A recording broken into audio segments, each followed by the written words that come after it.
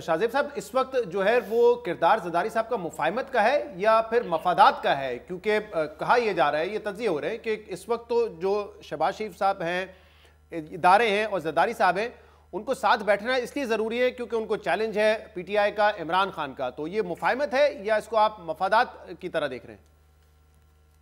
देखिए, ज़ाहिर सियासत मफादात के लिए तो होती है। आप पावर में आना चाहते हैं, पावर में रहना मफाद के लिए होता है। अपनी चीज़ें जो आप करना चाहते हैं वो पावर में रह कर कर सकते हैं, और पावर का जो रास्ता है वो पाकिस्तान जैसे मुल्क में कहीं ना कहीं जहाँ वोट से निकलता है तो वो मुफाहमत करके भी निकलता है। मगर जो चैलेंजेस की बात हो रही है शहजाद, मैं आज दिन में भी ये बात की जा रही थी कि जरदारी साहब को बहुत कुछ कर सकते हैं। मेरा ख्याल है बहुत कुछ वो नहीं कर सकते हैं, ना ही शहबाज शरीफ साहब कर सकते हैं।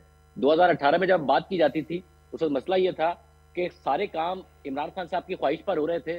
ऑपोजिशन को उनकी ख्वाहिश पर जेल में डाला जा रहा था, चाहे जरदारी साहब हो या फिर शहबाज शरीफ साहब हो या दीगर रहनुमा हो। इस्टेब्लिशमेंट उसमें किरदार अदा कर रही थी। इस वक्त इमरान खान साहब की लड़ाई है इस्टेब्लिशमेंट से।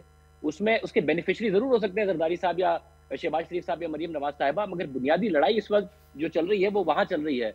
तो या तो इनके आपस में इख्तलाफ हो जाए या फिर वहां पर कोई बात बन जाए, तो उसी सूरत में कोई रास्ता निकल सकता है। दूसरी बात जो हो रही थी, देखिए जो आज हो रहा है कि इमरान खान साहब के उम्मीदवार हों अचकजई साहब या फिर शहबाज शरीफ साहब के उम्मीदवार हों जरदारी साहब, सियासत तो है ही मुमकिनात का खेल।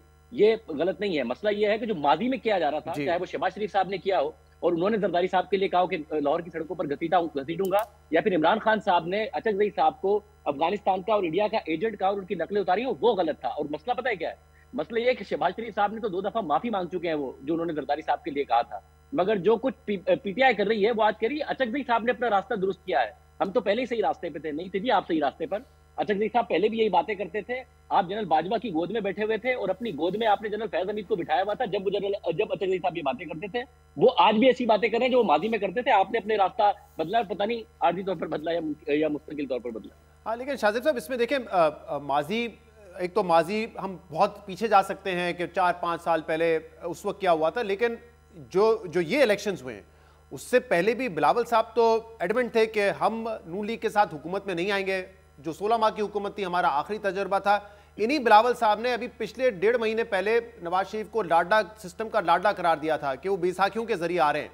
तो आप जो बात करें अब इस हुकूमत के बस में ज्यादा नहीं है, वो इसलिए ज्यादा नहीं है क्योंकि ये बैसाखियों के जरिए आए हैं, जो बिलावल साहब खुद इस हुकूमत पे या फिर नवाज शरीफ पे इल्जाम लगा रहे थे इलेक्शन से पहले, या इसकी वजह कुछ और है?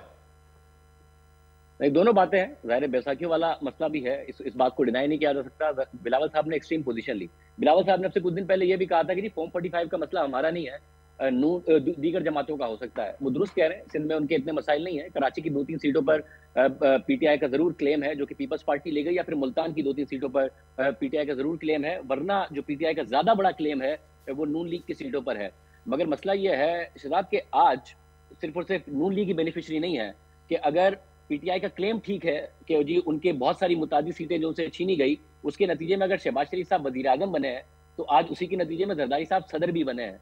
तो अब पीपल्स पार्टी भी इक्वल बेनिफिशियरी है, वो लाडला नहीं कह सकती सिर्फ नून लीग को। तो फिर इस वक्त जो सिस्टम है उसमें एक दरमियान का रास्ता जरूर निकाला है, क्योंकि बिलावल भुट्टो जरदारी साहब ने एक एक्सट्रीम पोजीशन ले ली थी। तो उसके बाद कि जी हम हुकूमत में आपको साथ दे देंगे मगर हुकूमत का हिस्सा नहीं बनेंगे। अब वो आर्जी है या मुस्तकिल, मगर बहरहाल आप अब इक्वली बेनिफिशियरी हैं।